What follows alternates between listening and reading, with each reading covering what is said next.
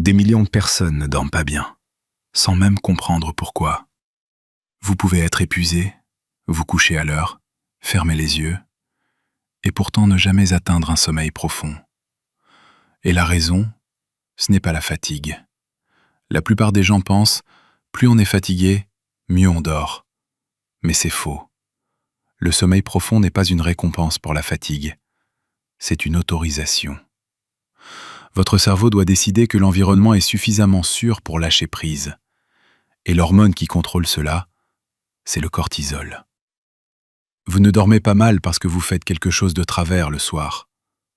Vous dormez mal parce que votre cerveau reçoit des signaux de danger et refuse d'éteindre l'alerte. Et dès que vous comprenez ça, tout change.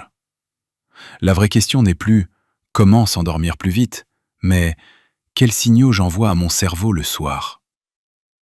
On appelle le cortisol l'hormone du stress. C'est vrai, mais incomplet. En réalité, c'est une hormone du timing. Elle régule votre niveau de vigilance tout au long de la journée. Le matin, elle monte pour vous réveiller. Le soir, elle doit chuter pour permettre le sommeil profond. Si elle reste élevée, le cerveau ne lâche pas prise. Vous êtes allongé, mais pas réellement endormi. Dans votre corps, il existe un système en 3 parties. Hypothalamus, vers hypophyse, vers glande surrénale. Il analyse en permanence danger ou sécurité. Le problème, c'est que le cerveau ne distingue pas bien une menace réelle d'une stimulation mentale. Message, actualité, pensée. Pour lui, tout ça égale alerte. Résultat, le cortisol reste élevé.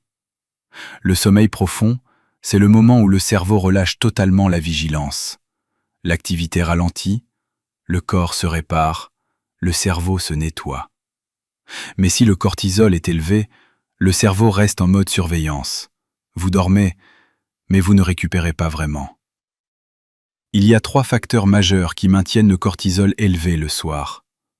La lumière le soir égale signal, c'est encore le jour. Surtout les écrans.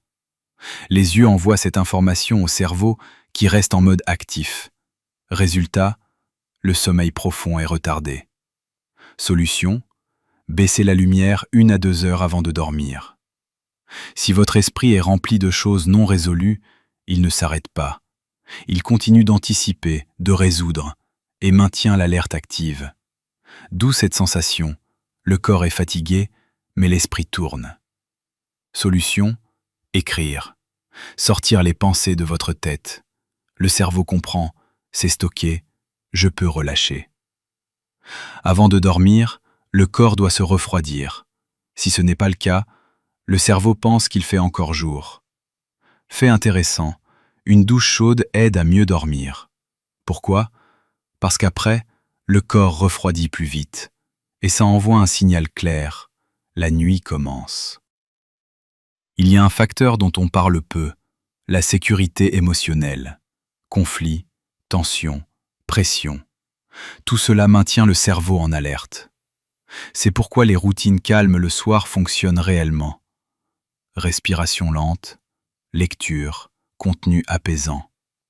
Ce ne sont pas juste des habitudes, ce sont des signaux biologiques de sécurité.